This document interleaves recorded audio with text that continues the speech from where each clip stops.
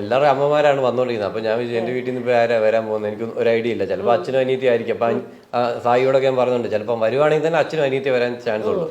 അപ്പൊ എല്ലാവരും അമ്മമാരുന്നു അവർ അമ്മമാരുടെ കഥ പറയുമ്പോൾ എനിക്ക് പറയാനില്ലാത്തതുകൊണ്ട് ഞാനൊന്നും മിണ്ടിയില്ല. നമുക്കിപ്പോ എന്തോ അവിടെ നിന്ന് പറയാനോ കഥയൊന്നും ഇല്ലല്ലോ പറയാൻ.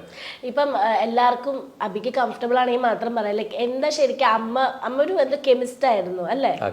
കെമിസ്റ്റ് ആയിരുന്നു, അമ്മയുടെ ജോലി അതായിരുന്നു.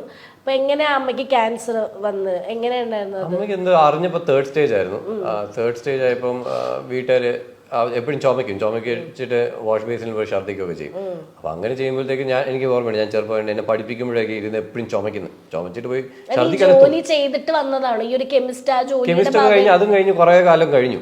അത് കഴിഞ്ഞ് അമ്മ അത് റിസൈൻ ചെയ്ത് കല്യാണമൊക്കെ കഴിഞ്ഞ് പിന്നെ ഞാൻ അച്ഛനും അമ്മയും കൂടെ ബിസിനസ് ഒക്കെ ആയിരുന്നു. അങ്ങനെയാണ് ഞങ്ങൾ കോയമ്പത്തൂരായിരുന്ന സമയത്ത്. അപ്പം ഇത് പെട്ടെന്നൊരു ദിവസം ഡെവലപ്പ് ആകുന്നില്ല, വർഷങ്ങൾ എടുക്കുന്നതായിരിക്കും. അങ്ങനെ ആയിരിക്കാം, എനിക്കറിയില്ല. അപ്പൊ അങ്ങനെ എടുത്തിട്ട് എനിക്ക് ഓർമ്മയുണ്ട് എന്നെ പഠിപ്പിക്കുമ്പോൾ ഇങ്ങനെ ചുമക്കും. അപ്പൊ പോയിട്ട് തുപ്പുക, ഛർദ്ദിക്കല്ല തുപ്പുക ബ്ലഡ് ഇങ്ങനെ തുപ്പുന്നൊക്കെ ഞാൻ കാണാറുണ്ട്. അപ്പം അതൊക്കെ ചെയ്യാറുണ്ട്. അപ്പൊ അങ്ങനെ കണ്ട് എനിക്ക് നാട്ടിൽ വന്നപ്പോഴേ കണ്ട ഇവരെല്ലാം കൂടി ഇവിടുത്തെ എറണാകുളത്ത് ഒരു ഹോസ്പിറ്റലിൽ ഒന്ന് ചെക്ക് ചെയ്തപ്പോഴാണ് ഇങ്ങനെ ക്യാൻസർ തേർഡ് സ്റ്റേജ് ആയെന്ന് പറഞ്ഞു. തേർഡ് സ്റ്റേജ് ആയി കഴിഞ്ഞാൽ പിന്നെ ഒന്നും ചെയ്യാൻ പറ്റത്തില്ല. പക്ഷെ എന്തായാലും ചികിത്സിച്ചു. അങ്ങനെ ചികിത്സിച്ച് അച്ഛൻ്റെ മിക്കവാറുള്ള സാമ്പത്തികം മൊത്തം അതിനകത്ത് തീർന്നു. പക്ഷെ അത് ചികിത്സിച്ച് മൊത്തം പക്ഷെ ലാസ്റ്റ് എനിക്ക് 9 മാസത്തോളം ചികിത്സിച്ചെന്ന എൻ്റെ ഒരു ഓർമ്മ. അങ്ങനെ അമ്മ മരിച്ചുപോയി 9th സ്റ്റാൻഡേർഡ്. ഞാൻ 4th സ്റ്റാൻഡേർഡിന്റെ പകുതിയായപ്പോ. അപ്പൊ അതില് ഇപ്പം അബി എന്തൊക്കെ അതിൽ പറഞ്ഞാലും ഒരുപാട് മാസ് ഡയലോഗുകൾ അടിക്കുന്ന ഒരാൾ അബിയാന്ന് ഞാൻ പറയും. ഇപ്പൊ ഇത്രയും കാര്യത്തിൽ പറയുകയാണെങ്കിൽ അബി ഇത് എക്സ്പ്രസ് ചെയ്യാത്തതിന്റെ വേറൊരു റീസൺ എനിക്ക് തോന്നിയിട്ടുള്ളത് ഈ അബിക്ക് അങ്ങനെ ഒരു സെന്റിമെന്റ്സ് ആൾക്കാരുടെ അടുത്തുനിന്ന് വേണ്ട എന്നുള്ളത് ഭയങ്കരമായിട്ട് എനിക്ക് താല്പര്യമില്ല. ഇല്ല. പക്ഷെ ഇപ്പൊ ആ സെന്റിമെന്റ്സ് കുറെ പേര് കാണിക്കുന്നുണ്ട്.